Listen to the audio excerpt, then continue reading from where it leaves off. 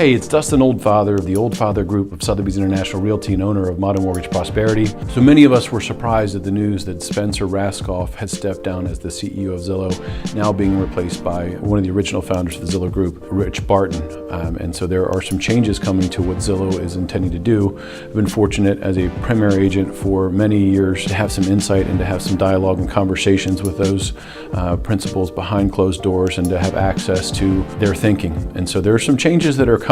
There is was it recently a backlash from the New York Premier Agent for rollout from Zillow, which saw a number of real estate advertisers pull back on their spends. And so if you're an advertiser on Zillow, there's been some frustration. And what's interesting is there's a very difficult balance that Zillow has to make between their North Star, which is their consumer, and the people who pay for the North Star, which is realtors. The lion's share of revenue for Zillow comes from advertising spend.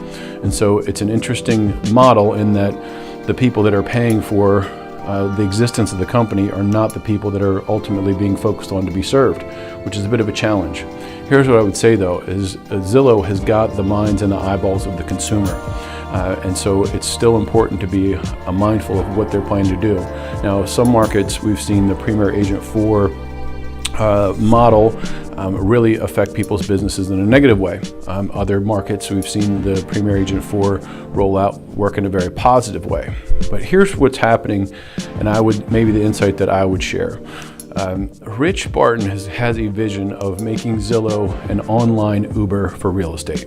I'll say that again. Their goal is to Uberize real estate, which seemed really far-fetched 10 years ago, but is becoming more and more realistic. And so their recent move into buying a mortgage company and being able to try to affect that part of the transaction, as well as becoming a buyer of properties, an iBuyer, if you will, which means that they will pay cash for your home. The goal is to give the buyer liquidity. They're going to buy that home, bring it into the fold, paint and tile, paint, carpet and tile, and then put that home back on the market with an agent to give that buyer liquidity to move forward on the next property. Obviously that's at some sort of discount. It has a push-pull also because the Zestimates, which are provided by Zillow, give someone a value, and they can't play games with, obviously discounting somebody's property too much.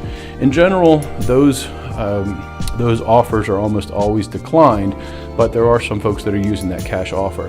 So Zillow's vision is to change and expand their revenue model into mortgage and into actually creating liquidity in the markets with using venture capital to be able to package up those properties and sell them for a profit, and then also take on some of the value that's created in the mortgage origination.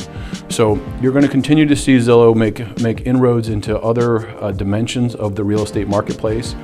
Know that their larger global vision is to become the marketplace for real estate.